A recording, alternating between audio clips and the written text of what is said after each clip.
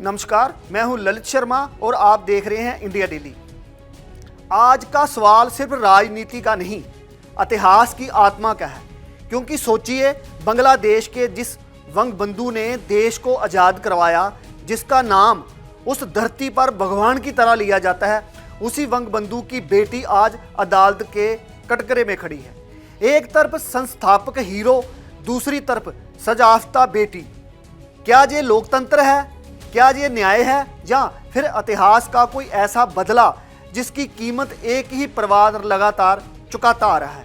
आइए इसी कहानी को खोलते हैं बिना किसी डर और बिना किसी पर्दे के। फैसला जिसने राजधानी को हिला दिया।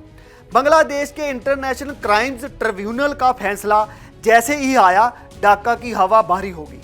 गैर हाजिरी में सुनवाई, गैर हाजिरी में फैसला और गैर हाजिरी में ही मौत की सजा। आरोप वही विद्रोह, हिंसा और मानवता के खिलाफ अपराध। लेकिन सवाल यह है कि अदालत में क्या साबित हुआ और अदालत के बाहर क्या चल रहा है? हसीना भारत में है, लेकिन उनके खिलाफ फैसले ढाका की राजधानी के कमरे के कोने में बहुत पहले ही लिखे जा चुके थे।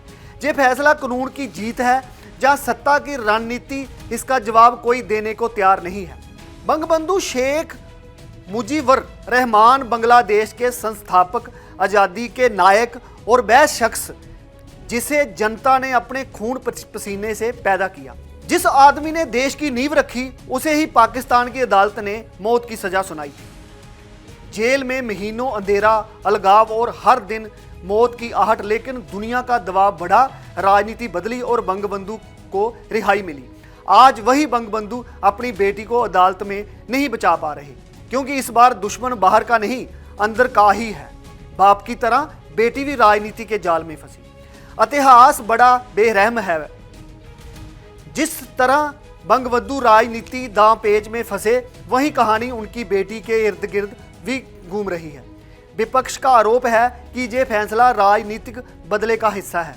सरकार कहती है कानून अपना काम कर रहा है। जनता पूछ रही है, अगर कानून इतना मजबूत है तो सुनवाई गैर हाजिरी में क्यों हुई? और सबसे बड़ा सवाल यह है कि क्या एक परिवार ऐसा क्यों है जिसे हर दौर में राज्य की मार झेलनी पड़ती है? 1970 की जीत जिसने मुजीब की मौत लिखी। अवामी लीग की 1970 की जीत ने पाकिस्तान की सत्ता की नींव हिला दी। बंगबंधु की लोकप्रियता इतनी थी कि उनके सामने पाकिस्तान के जनरल, सरकार, सेना सब बोने हो गए थे। लेकिन सत्ता ऐसे ही नहीं छोड़ती, उसकी कीमत वसूली जाती है। खान ने सत्ता नहीं दी, तनाव बढ़ा दिया और फिर वही तनाव 1975 की सुबह गोलियों की आवाज़ में ढल गया। आज हसीना के फैसले के बाद लोग फिर पूछ रहे हैं, क्या सत्ता कभी बंगबंधु के परिवार को चैन से जीने देगी? शेख हसीना के पिता की हत्या बांग्लादेश की आत्मा पर लगा हुआ ऐसा जख्म था जो मिटना नहीं था। बत्ती, धन मंडी का वो हमला, गोलियों की बरसात, पूरा परिवार खत्म। और आज उनकी बेटी उसी देश की अदालत में एक बार फिर मौत की सजा का सामना कर रही है। फर्क सिर्फ इतना है कि इस बार गोलियां नहीं चली, फैसले चले, और फैसले कभी कभी गोलियों से भी ज्यादा गहरे घाव दे जाते हैं। शेख हसीना 3 बार प्रधानमंत्री रही, देश को आर्थिक मजबूती दी, इंफ्रास्ट्रक्चर बनाया। लेकिन विपक्ष का आरोप है कि उन्होंने सत्ता को अपने चारों तरफ केंद्रीकृत किया।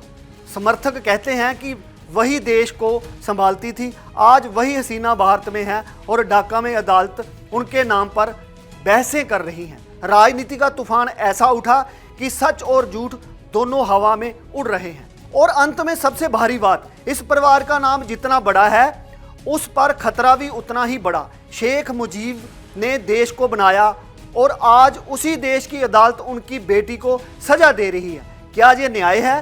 क्या ये राजनीति है?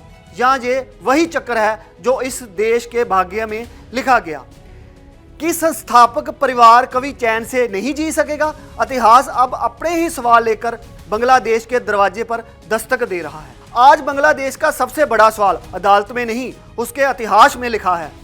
जिस पिता ने देश को पहचान दी, उसी देश ने बेटी को कटघरे में खड़ा कर दिया।